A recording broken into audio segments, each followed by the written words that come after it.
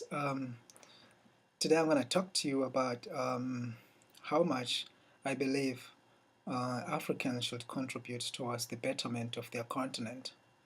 I'm African and I'm a proud African, and I always stand for my country in places I feel it is underrepresented. Um, and I guess standing for my country, in a sense, would be also a reflection of, trying to stand for my continent as a whole. So I was just in one of these international politics classes today when we're discussing about how competition for resources can, in the long run, lead to conflicts. So we're talking about blood diamonds in Sierra Leone, uh, how the blood diamonds are actually were used to facilitate the civil war, how diamonds were sold in order to gain money so they can facilitate and finance the civil war that was happening, leaving 1,000 and perhaps close to 1 million of people maimed, and a good number of people orphaned, and others lost a lot of family members. However, the problem of discussion at the end of the class was mainly how can we end this blood diamond business in the diamond industry. Knowing that a larger percentage of blood diamonds come from Africa, um, there was this man in this video who actually thought in order to solve this problem of blood diamonds, we have to deal with the root cause of the problem. And the root cause of the problem is Africa, because most of the blood diamonds come from Africa. So he was like, there's more that we have to do in order to improve the industry. And that includes a change of some regimes and democratic regimes in Africa. Uh, I was kind of surprised, not really surprised, but kind of saddened by the fact that everybody jumped to the conclusion that the guy in the video was wrong.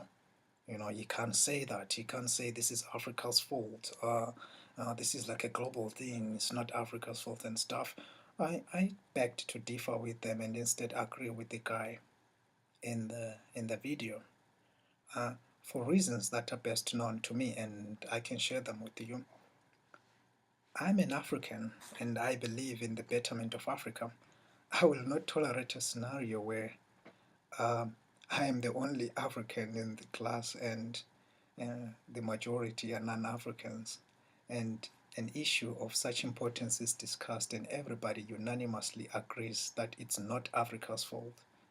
To me, that's not only a retrogressive approach towards Africa's problems, but that's also a cause for concern. Were most people really thinking it's not Africa's fault, or they were feeling pity for Africa and hence they believe it's not Africa's fault? So I believe to take the second part.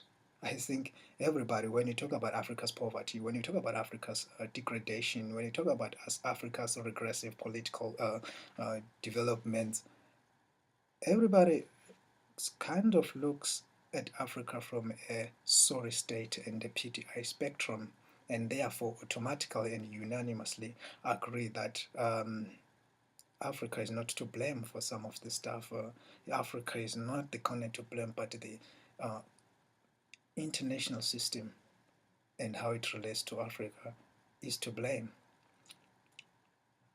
I think the problems within Africa and the blood diamonds issue in the blood industry is mainly an offspring of the domestic problems in Africa. I think in order to curb the illicit dealings in diamond, we have to first of all deal with the domestic arena of the African countries before we can start to blame the industry as a whole. So I believe the guy in the movie was correct, and to some extent he was right in his argument that um, the the the um, the the root cause is Africa, and there's a great need to change the regime in Africa. I mean, there are a lot of corrupt governments, embezzlement of funds, like the one that we're watching in Sierra Leone.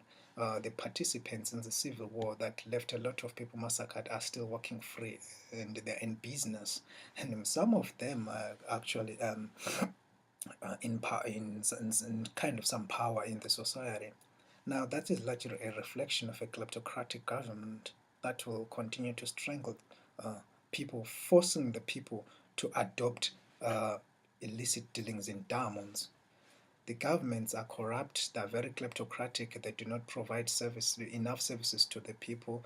Um, at the end of the day, the people that are suppressed by the government and they are denied the opportunity to find jobs that are deemed necessary for a living, they resort to illicit diamond dealings. And at the end of the day, we see an increase in the blood diamonds um, in the global market. And by the way, when we say blood diamonds, it's not necessarily that somebody really had to die for the diamonds, but it's mainly about diamonds that have got connotations, or rather, that have got um, implications to human rights abuse, and all this kind of stuff. In other words, people are doing inhuman activities in order to come with the diamonds. And for example, they work hours, many hours long. They have no proper farming or proper mining stuff, and they are just doing dangerous stuff and all those kind of, things associated with people that have nothing to do, that do not have an opportunity to get employment anyway. So finding the diamond business is their own resort. Therefore, let's first of all deal with the African structure before we can exploit to the industry and start to blame the international system. Let's first fix the African structure as a whole. Let's make undemocratic and unfavorable regimes be democratic and favorable. They don't have to be democratic, but at least they have to be structured in such a way that they've got the people in mind and do not only favor a certain elite certain elite in the country. So one other point that was raised was, no, you have to provide aid to Africa. Africa is kind of sad. It's a pity they're undergoing such kind of stuff. It's not Africa's fault. So let's send aid so we can make the miners good and have proper machinery. I mean, if you can input aid to a country that is already ripped off by corruption, then it won't help in anywhere, because the country that is ripped with corruption will not transmit the funds to where they are supposed to be. So let's deal with the whole undemocratic business in Africa before we can start to think the international system is to blame for Africa's problems. So the whole point, I guess, is just that I kind of favor people who will stand for Africa because they believe it's actually the right thing to do, and then also it's a progressive thing to do in respect to Africa. I tend not to like people who are pro-Africa because they feel sorry for Africa, because they feel pity, and when you mention pro-Africa's problems, they just have images of children dying and all those kind of sorry stuff that is happening in Africa. No, that's not the kind of audience that I would love to be pro-African.